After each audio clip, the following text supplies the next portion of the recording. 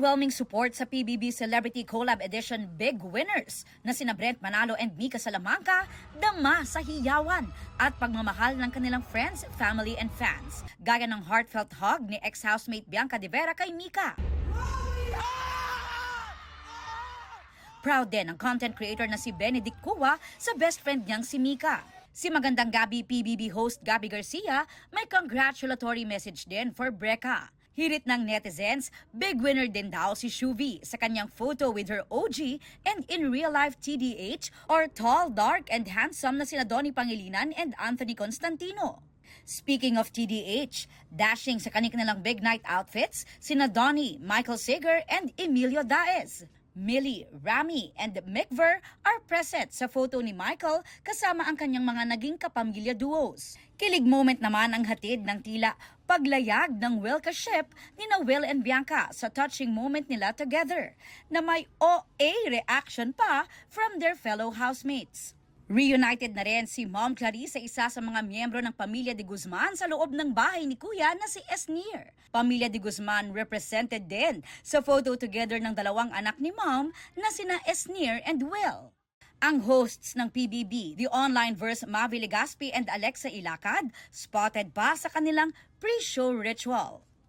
The big night just got bigger sa mga pasabog performance ng ex-Kapuso house guests, Michelle D and Bianca Umali.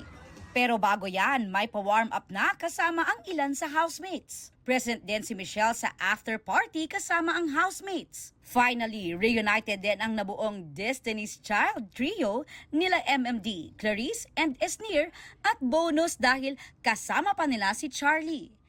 Pero wait, what in the multiverse is this? With the Blondina Slayers na sina Michelle, Mom and Meme Vice.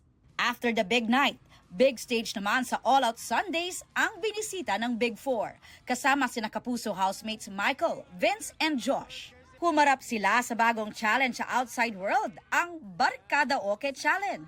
Adjusting pa rin daw sa Outside World ang housemates. Ang Brecca, halos wala pang tulog na overwhelmed pa rin sa kanilang pagkapanalo at sa nangyari from the big night. Nag-iimpake pa po kami sa loob ng bahay. Ngayon, nandito na kami sa AOS, nagpe-perform. Kaya hopefully tomorrow, mas ma-process na ng maayos po. Parang hinahabol pa po namin yung mga information na na-miss namin inside the PBB house and outside the PBB house po. Excited din si Mika para sa kanyang karakter na si Anaka sa Encantadia Chronicles Sangre. There's more to come. Para kay Anaka at kay Mitena. Sila po ang duo sa mundo ng Encantadia. Ang mga Kapuso housemates na sina Will Ashley at AZ Martinez looking forward sa mga gustong gawin sa outside world.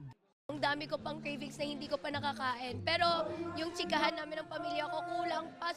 Hindi pa po talaga kami nakapag-bond ng aming family. Kaya yun talaga yung isa sa nilook forward ko ngayon na magawa.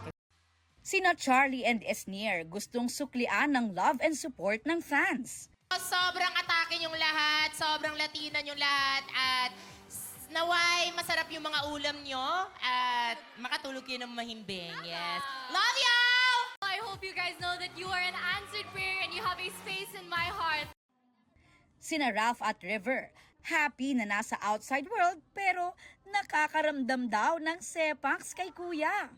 Parang yung isip ko na sa bahay pa, yung mga task namin, kinakausap si Kuya, pero I'm just so happy to be outside again, see everyone outside, see the fans and supporters at syempre yung pamilya ko. Para po sa akin, ako po, miss na miss ko na talaga si Kuya. He was the one who always gave us advice. Siya yung makakausap talaga namin every day noong time na yon. Aubrey Carampel, updated showbiz happenings.